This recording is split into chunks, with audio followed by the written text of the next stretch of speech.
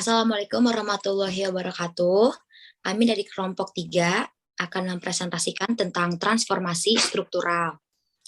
Di sini kami ada 4 anggota, termasuk saya sendiri, Luciana Pratama, dan rekan saya ada Ade Novriza, Lali Salmah, dan Nur Safana. Untuk materi pertama tentang transformasi struktural, transformasi struktural merupakan prasyarat dari peningkatan dan kesinambungan pertumbuhan dan penanggulangan kemiskinan, sekaligus pendukung bagi kelanjutan pembangunan. Transformasi struktural juga didefinisikan sebagai perubahan struktur ekonomi dari sektor tradisional yang memiliki produktivitas rendah menuju sektor ekonomi dengan produktivitas tinggi. Lanjut, yang kedua ada akumulasi. Proses akumulasi merupakan proses pemanfaatan sumber daya untuk meningkatkan kapasitas produksi secara terus-menerus seiring dengan pendapatan per kapita suatu negara. Indikator adanya proses akumulasi sumber daya produksi ditandai dengan 1. Pola inflasi, 2. Indikator pendidikan, 3. Indikator keuangan pemerintah. Selanjutnya ada alokasi, dibagi menjadi 3 bagian. Yang pertama ada indikator permintaan domestik, pendapatan per kapita naik, menyebabkan investasi dalam negeri naik, persen konsumsi seperti swasta, pemerintah, dan makanan naik juga, persen konsumsi makanan turun. Yang kedua ada indikator perdagangan internasional, pendapatan per kapita naik, manufaktur dan jasa naik juga, persen impor naik, persen ekspor barang primer turun. Yang ketiga, ada indikator produksi, pendapatan per kapita naik, menyebabkan produksi, industri, utility, jasa naik, persen produksi barang primer turun. Selanjutnya akan dilanjutkan oleh rekan saya. Demografi adalah ilmu yang mempelajari dinamika kependudukan manusia. Demografi meliputi ukuran struktur dan distribusi penduduk, serta bagaimana jumlah penduduk berubah setiap waktu akibat kelahiran, kematian, migrasi, serta penuaan. Proses demografi ini terutama terjadi sebagai akibat dari perubahan struktur permintaan, struktur produksi, dan perbaikan fasilitas kesehatan gizi, serta pendidikan yang timbul seiring dengan pertumbuhan pendapatan per kapita. 3. Struktur tenaga kerja. Tenaga kerja merupakan faktor yang terpenting dalam proses produksi. Sebagai sarana produksi, tenaga kerja sangatlah penting dalam proses produksi daripada sarana produksi lain, seperti bahan mentah, tanah, air, dan sebagainya. Dikarenakan manusialah yang menggunakan atau mengoperasikan seluruh sumber-sumber tersebut untuk menghasilkan suatu barang yang bernilai yang nantinya akan berpengaruh terhadap besaran produk domestik regional bruto atau PDRB di suatu wilayah. Tenaga kerja atau manpower merupakan penduduk yang sudah atau sedang bekerja, yang sedang mencari kerja, dan yang melakukan kegiatan lain seperti bersekolah dan mengurus rumah tangga.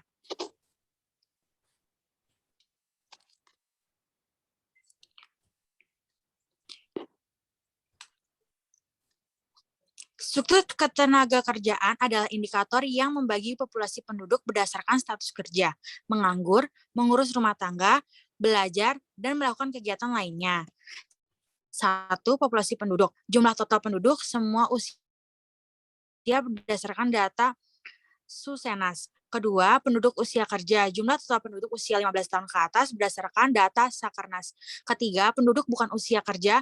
Jumlah total penduduk 14 tahun ke bawah. Perhitungan ini memadukan data Susenas dan Sakernas, yaitu dengan mengurangi total populasi penduduk dengan penduduk usia kerja.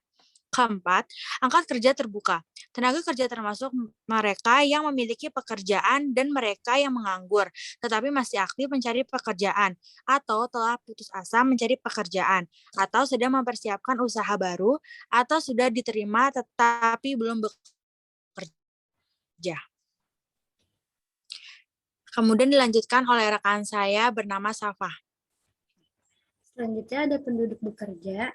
Penduduk yang menyatakan telah bekerja 1 minggu yang lalu atau mempunyai pekerjaan atau usaha, tetapi sementara tidak bekerja selama seminggu yang lalu. Selanjutnya ada bukan angkatan kerja, penduduk yang bukan merupakan angkatan kerja, dan penduduk yang sedang bersekolah, mengurus rumah tangga, dan melakukan kegiatan lainnya. Selanjutnya ada penduduk bekerja paruh waktu, mereka yang bekerja kurang dari 34 jam seminggu. Terus ada bukan pemuda, penduduk yang berusia lebih dari 24 tahun. Penduduk bekerja purna waktu, mereka yang bekerja lebih dari 35 jam seminggu. Dan pemuda, penduduk yang berusia antara 15 sampai 24 tahun. Selanjutnya ada distribusi pendapatan. Distribusi pendapatan adalah pembagian penghasilan di dalam masyarakat. Dalam proses produksi, para pemilik faktor produksi akan menerima imbalan seharga faktor produksi yang disumbangkan dalam proses produksi. Proses distribusi pendapatan ini akan terjadi siklus atau perputaran konsumen yang harus membayar harga barang. Proses distribusi pendapatan ini akan terjadi siklus perputaran konsumen yang harus membayar harga barang, akan tetapi pada saat lain akan menjadi penyedia faktor modal, tenaga kerja, sumber daya alam, atau faktor keahlian, sehingga pada saat tertentu akan menerima bagian pendapatan dan pada saat lain akan membayar harga barang. Dalam proses produksi, masing-masing penyedia faktor produksi akan menerima imbalan jasa sebagai berikut. Yang pertama, ada pemilik faktor sumber alam berupa tanah akan menerima sewa tanah. Yang kedua, ada pemilik faktor tenaga kerja akan menerima upah kerja. Yang ketiga, ada pemilik modal akan menerima bunga modal. Dan yang keempat, pengusaha akan menerima laba usaha melalui proses produksi yang ada pada masing-masing penyedia faktor produksi akan menerima bagian dan distribusi pendapatan. Besar kecilnya pendapatan yang diterima oleh masing-masing penyedia faktor produksi tergantung pada besar kecilnya jasa yang disumbangkan dalam proses produksi. Selanjutnya akan dijelaskan oleh Ade. Peran teknologi dan dampaknya terhadap pengangguran. Peran teknologi dan dampaknya terhadap pengangguran. Perkembangan teknologi yang sedemikian pesat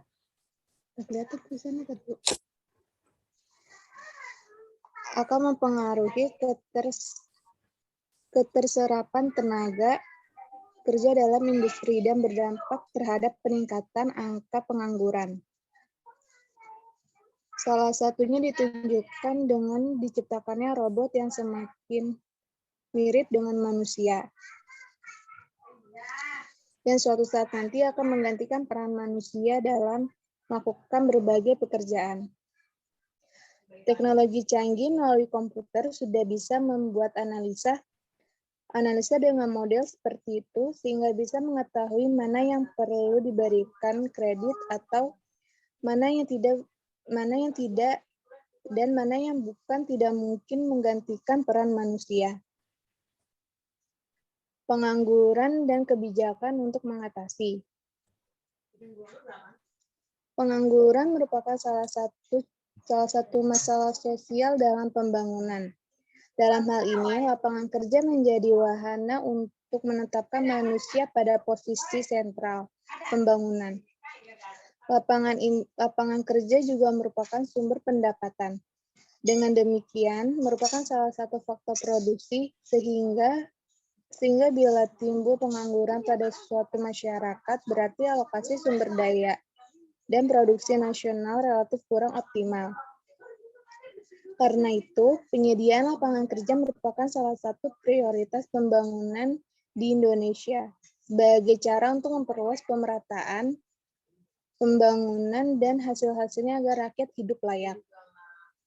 Meskipun lapangan kerja menjadi agenda setiap pelita, masalah ini tetap mendesak bagi Indonesia, mengingat angka pengangguran masih cukup tinggi dan pengangguran merupakan sumber utama kemiskinan massal, baik kemiskinan materi maupun non-materi.